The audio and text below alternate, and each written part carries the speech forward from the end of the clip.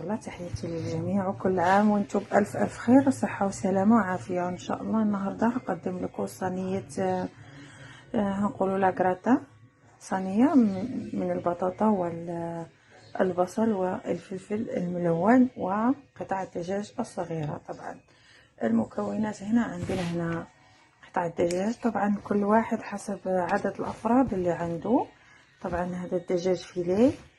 عندنا هنا 3 فلافل مخلوطة بين الحمراء والخضراء والصفراء. عندي هنا البطاطا يعني محكوكة بهذه الطريقة، وبعدين سأزيل لها المية اللي فيها حصفيها. عندي البصل وكمان ناعم محكوك بهذه الطريقة.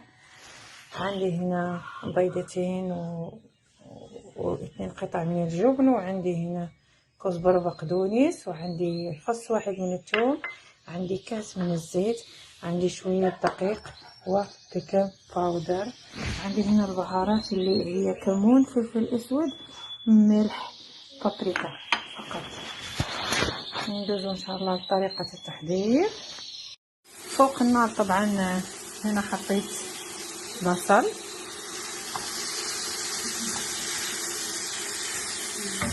هحط عليه قطع الدجاج اللي عندي.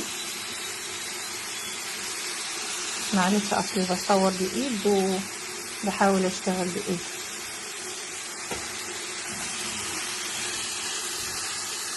بحركه،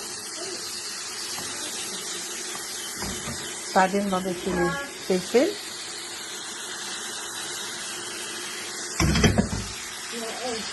والبطاطا،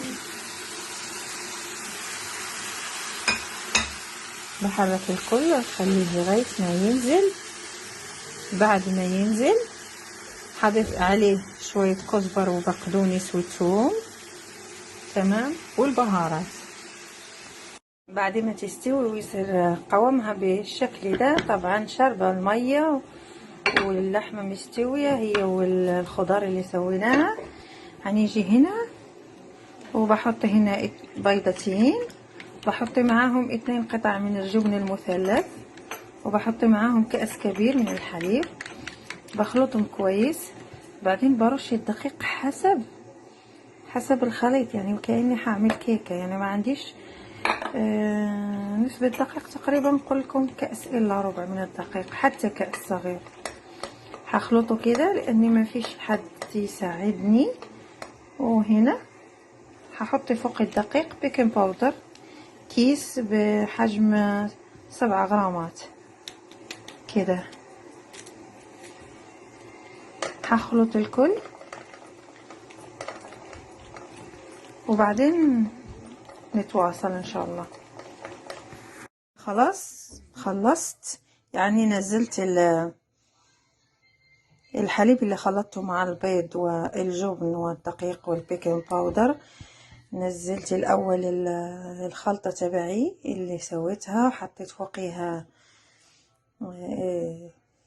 الحليب واللي قلت لكم، يعني الحليب والبيض والجبن، وبعدين رشيت عليهم الزيتون مقطع. عندي هنا اخضر، وحدخله على الفرن.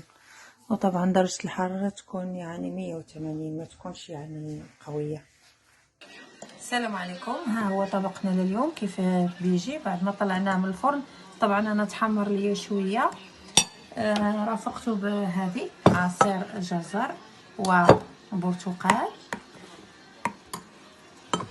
وطبعا ياكلوا بالخبز. ونقول لكم كل عام وانتم بخير وبصحة فطوركم.